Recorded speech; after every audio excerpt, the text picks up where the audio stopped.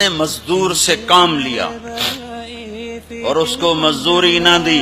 یہ تمہارے کراچی میں ہر وقت ہو رہا ہے، ہر جگہ ہو رہا ہے. جتنا بڑا کوئی طاقتور ہے اتنا وہ اپنے نوکروں پر ظالم بھی ہے، جابر بھی ہے، اور ان کے حقوق بھی مارتا ہے. چون فریاد ہی نہیں کر سکتے.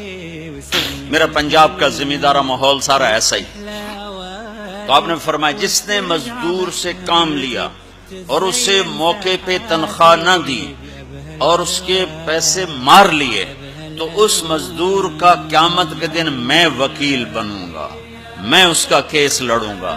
اور جس کا کیس میرے نبی نے لے لیا پھر اگلا کوئی بچ کے جا سکتا ہے کہیں؟ ہم مزدور کا پسینہ خشک ہونے سے پہلے اس کے ہاتھ میں پیسے پکڑا دو. پھر مزدور سے فرمایا، یہ دونوں طرف کا خوبصورت، کیا دین خوبصورت ہے کہ جو اپنے نوکر کی، جو اپنے مالک کی نوکری بھی پوری دیانتداری سے کرے اور اللہ کی بندگی بھی دیانتداری سے کرے تو اسے ہر کام پہ دگنا اجر ملے گا. دگنا یعنی میں ایک نماز پڑھتا ہوں میری 10 ہیں، اس کی 20 ہوں. میں ایک روزہ رکھتا ہوں میرا 1 ہے، اس کے 2 ہوں گے. میں ایک قرآن ختم کرتا ہوں میرا 1 ہے، اس کے 2 ہوں گے. ایک طرف اپنے مالک کے ساتھ دیانتداری سے نوکری کر رہا ہے اور ایک طرف اپنے اللہ کے ساتھ دیانتداری سے بندگی کر رہا ہے.